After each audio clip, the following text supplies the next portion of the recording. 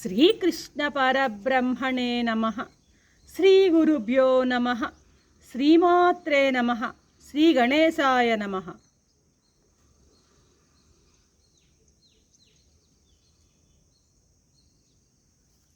ప్రియాత్మ బంధువులారా, నిత్య జీవితంలో భగవద్గీత 339వ భాగం 14వ అధ్యాయం గుణత్రయ విభాగ యోగం. మామూలుగా చెప్పవలసిన విషయాన్ని మొదట సమగ్రంగా చెప్పి దాన్ని విస్తారంగా బాగా ఎక్స్ప్లెయిన్ చేసి తిరిగి మళ్ళీ సమగ్రంగా చెప్పడం, అంటే ముందు ఉపోద్ఘాతం ఇచ్చేయడము, దాన్ని బాగా వివరించడం, తిరిగి మళ్ళీ చెప్పిన దాన్నే సంక్షిప్తంగా చేసి చెప్పడం అన్నది శాస్త్రంలో ఒక పద్ధతి అనమాట. దీన్ని సమాస వ్యాస పద్ధతి అని కూడా అంటారనమాట. అలాగే భగవంతుడు ఇప్పుడు ఈ సత్వ రజస్తమో గుణాల గురించి ముందేమో చాలా సూక్ష్మంగా టూకీగా చెప్పి ఆ తర్వాత వాటిని గురించి బాగా వివరించారు. ఇప్పుడు మళ్ళీ తిరిగి సమగ్రంగా ఒక అభిప్రాయాన్ని ఇస్తున్నారు ఈ 16వ శ్లోకంలో. ఏమంటున్నాడు? కర్మణస్సుకృతస్యాహు సాత్వికం నిర్మలం ఫలం, రజసస్తు ఫలం దుఃఖం, అజ్ఞానం తమసః ఫలం అంటున్నాడు.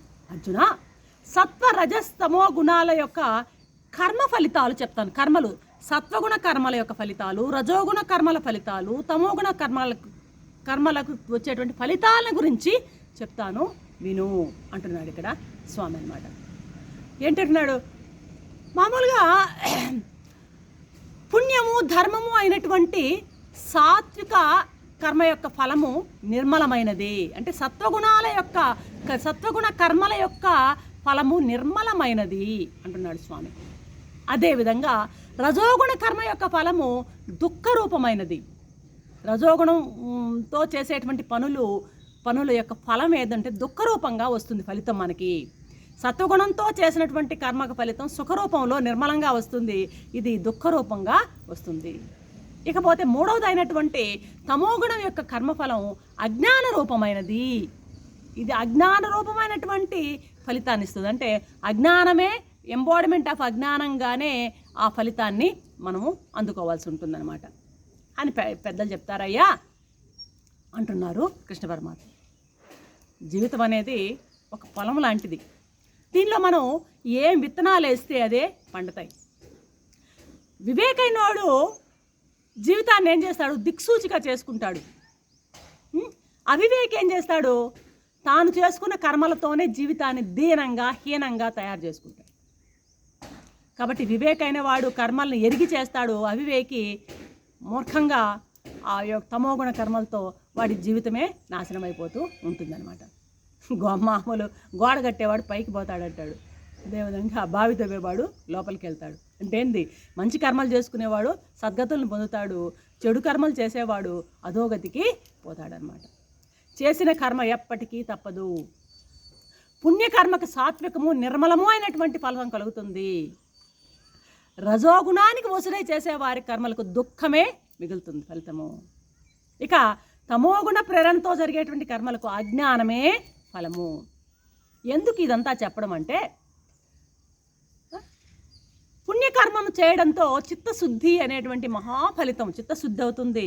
ఆ చిత్తశుద్ధి అయినటువంటి చిత్తంలో జ్ఞానం పొడసూపుతుంది. ఆ జ్ఞానం కాస్త జ్ఞాన అనుభవానికి దారితీస్తుంది. ఇదే మోక్షం అంటే ఇంకేమీ లేదనమాట. సత్వగుణం గలవాడు తన మనసును ఎప్పుడు కూడా పెడదారిన పోనీయడు. అటువంటి వాడే నిజమైన మానవుడు అన్నమాట. ఇటువాడు తాను ఉద్ధరింపబడతాడు, తన కారణంగా ఇతరులు కూడా ఉద్ధరణకు లోనవుతారు. ఇతరులకు కూడా ఉద్ధరణకు మార్గం చూపుతాడనమాట. అర్థమైందా? ఆశ, లోభము, అహంకారాలకు లోబడినటువంటి మనుషులు కర్మబంధనానికి చిక్కి దుఃఖాన్ని అనుభవించాలి, దుఃఖానికి లోనవ్వాల్సిందే. మరి అతడు వివేకమైనటువంటి బుద్ధి నిర్దేశించిన మార్గంలో పోకుండా గనక విషయాసక్త మార్గంలో విషయాల వైపు పరిగెత్తుతూ విషయాసక్త మార్గం ఏది చూపితే ఆ దారి వెంటగానే పరిగెత్తాడనుకో కష్టాల పాలవ్వడం తప్పదు. ఇది రజోగుణ జీవి యొక్క లక్షణం అన్నమాట. ఇకపోతే తామస కర్మలకు అజ్ఞానమే ఫలం అని చెప్పాం కదా. మరి ఏమవుతుంది? తామస కర్మల వల్ల వచ్చే ఫలితం ఏంటంటే ప్రమాదము, ఆలస్యము, నిద్ర, దేహము, ఇంద్రియాలు, మనసు, బుద్ధులలో స్తబ్దత ఆవరించడం, విషయ జ్ఞానం పూర్తిగా లేకుండా పోవడం, ఇవన్నీ కూడాను తామస కర్మలకి ఫలితాలు అన్నమాట. ఇటువంటి తామస కర్మలు చేసేవాడికి ఆత్మజ్ఞానం విషయం అంటేనే పట్టదు, అధ్యాత్మ అంటేనే పట్టదు, పరమార్థ విషయాలే పట్టవన్నమాట. ఈ అజ్ఞానంతో విచారం చేసే శక్తి కూడా వీళ్ళు ఉండదు. నిత్య అనిత్య వివేక జ్ఞానమే ఉండదు. కాబట్టి వాడు చేసేటువంటి ప్రతి పనులు జడప్రాయాల కింద నిలిచిపోతాయి. కాబట్టి ఇదంతా బాగా విచారించి జీవుడు తన మంచిని కానీ తన చెడుని కానీ పండించుకోవడం తన బాధ్యత. కాబట్టి ఏ విత్తనాలు తన పొలంలో, జీవితం అనే పొలంలో వేస్తాడో ఆ ఫలితాలే వస్తాయి. కాబట్టి ఈ సత్వగుణాన్ని బాగా పెంచుకుని ఆ రజో తమో గుణాల యొక్క ప్రాబల్యాన్ని తగ్గించుకున్నట్లయితే వాడి జీవితాన్ని వాడు చక్కగా మంచి మార్గంలో నడుపుకోవాలన్నమాట. ఉత్తమ ఫలితాలను ఇచ్చే ఉత్తమ కర్మలనే వాడు ఆచరించినట్లయితే వాడు ఉత్తరోత్తర వాడి జీవితం చాలా ధన్యంగా ఉంటుందన్నమాట. ఈ విధంగా జీవుని యొక్క దుఃఖం తొలగాలంటే, సుఖం సంప్రాప్తించాలంటే ఏం చేయాలి? రాజసిక తామసిక కార్యాలను త్యజించి సాత్విక కార్యాలను మాత్రమే ఆశ్రయించాలని భగవంతుడు మనందరికీ సెలవిస్తున్నాడు. కాబట్టి సాత్వికమైనటువంటి గుణాన్నే అభివృద్ధి పరచుకుని సాత్వికమైనటువంటి కర్మలే చేసినట్లయితే సాత్వికమైనటువంటి ఫలాలే, నిర్మలమైన ఫలాలే మనకి దక్కుతాయని స్వామి గట్టిగా చెప్తున్నారు ఈ శ్లోకంలో.